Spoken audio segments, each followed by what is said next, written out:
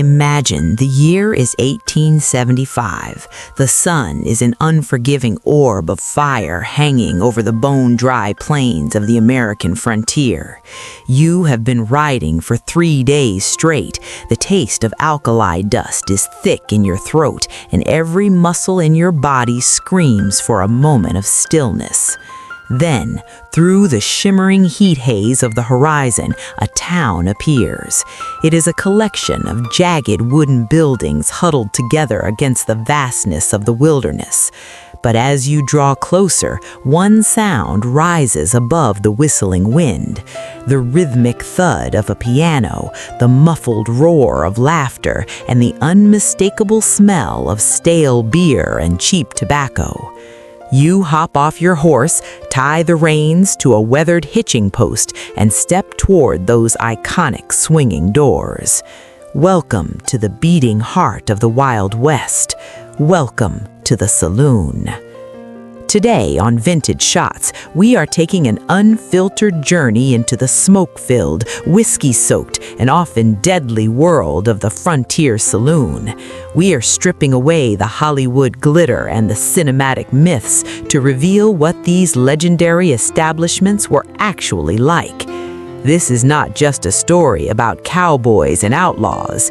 It is a story about the social hub of a nation in the making, where the law and the lawless sat at the same table, where fortunes were won or lost on the turn of a single card, and where the dead man's hand became a legend that echoes through history. We have gathered a massive collection of rare historical facts and specific statistics to bring this world back to life for you. So pull up a chair, keep your hand close to your holster, and prepare yourself for the truth. Before we push through those Batwing doors, if you have a passion for the raw, unvarnished history of the frontier, do us a huge favor. Hit that subscribe button, ring the bell, and leave a comment below. Tell us, if you were transported back to Dodge City in 1880, would you be the one holding the aces, or would you be the one running for the hills? Let's begin our journey into the dust and the fire. In the 19th century, saloons were the only constant in a rapidly changing landscape. Whether it was a gold mining camp in California, a cattle town in Kansas, or a lonely crossing in the desert, if there were people, there was a saloon. But they did not start out as the grand buildings we see in movies. In the early days, they were nothing more than crude shacks, tents, or simple sod houses thrown together in a hurry. A saloon could be as simple as a couple of wooden planks resting on 2 barrels, where a tired traveler could find a conversation and a drink to numb the pain of the trail. As the historical records of Legends of America note, these were temporary refuges, but as the towns grew, the saloons exploded in number. The growth was staggering. Take Santa Barbara, California, for example. In 1848, it had exactly 1 saloon. Then, gold was discovered nearby. Within just a few years, that tiny settlement boasted over 30 saloons. In 1883, the town of Livingston, Montana, despite having a population of only 3,000 residents, was home to 33 saloons. By the 1880s, the saloon business had become big business. In the city of Fort Worth, Texas, there were only 9 churches, but there were over 60 saloons. Think about that for a second. The ratio of sin to salvation was overwhelming. These places were the social anchors of the frontier, occupying nearly every corner of daily life, and they never truly slept. The very first place officially called a saloon was Brown's Hole, established in 1822 near the Wyoming, Colorado, Utah border, serving trappers during the height of the fur trade.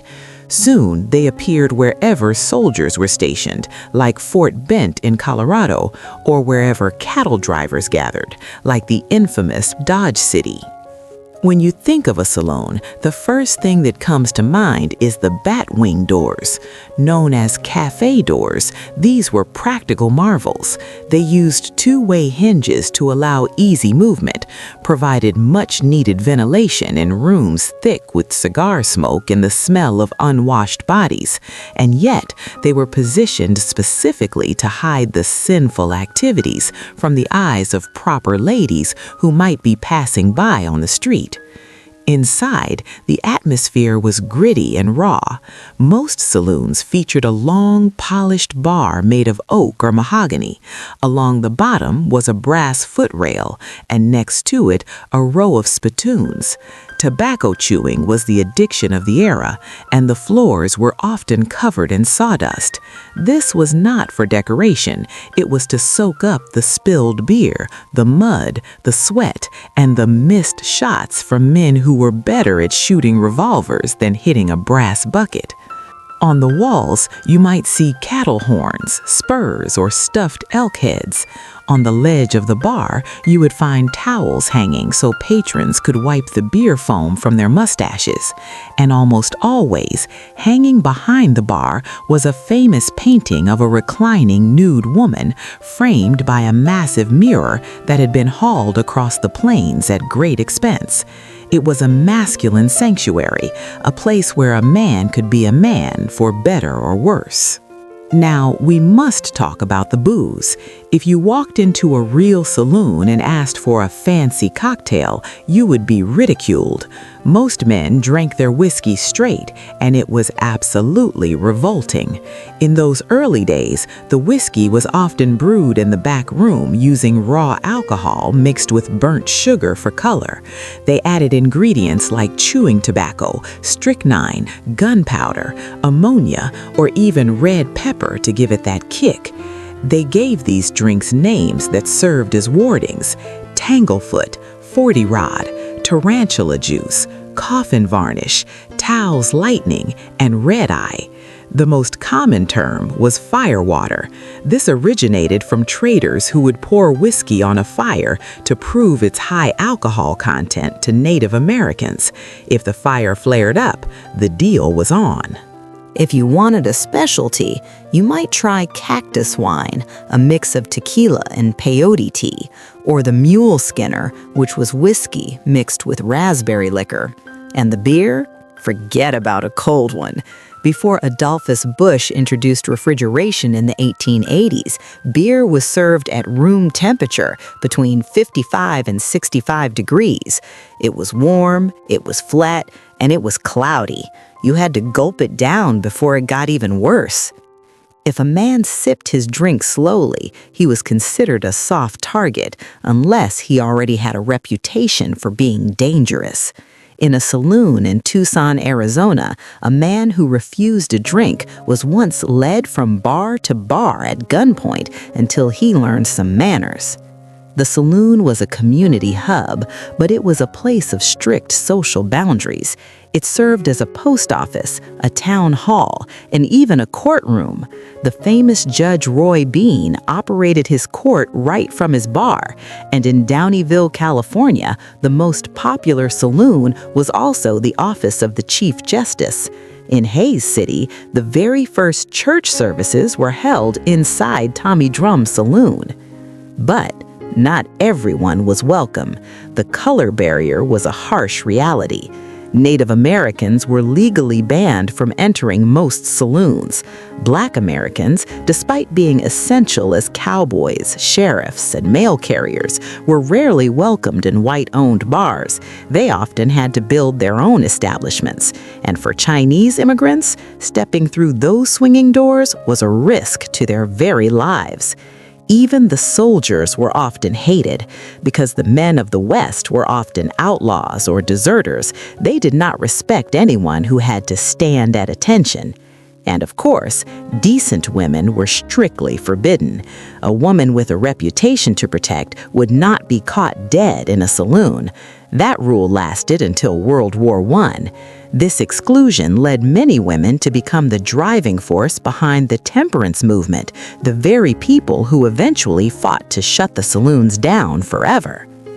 In a room full of strangers with shadowy pasts, curiosity was considered a deadly sin. You never asked a man his real name or where he came from. Asking a rancher how many cattle he owned was an insult that could lead to a fatal encounter. It was the etiquette of the silent. One of the most important rules: never refuse a drink. If someone offered you a glass, you drank it, no matter how much it tasted like turpentine. However, there was also a strange kindness. If a man walked in and admitted he was broke, the patrons would usually buy him around. But if he ordered a drink knowing he couldn't pay, he was in for a brutal beating. But what about the women who did work there? The saloon girls or dance hall girls. Contrary to popular belief, they were rarely prostitutes. In the better saloons, most girls would never dream of being called a soiled dove. Their job was to be the life of the party.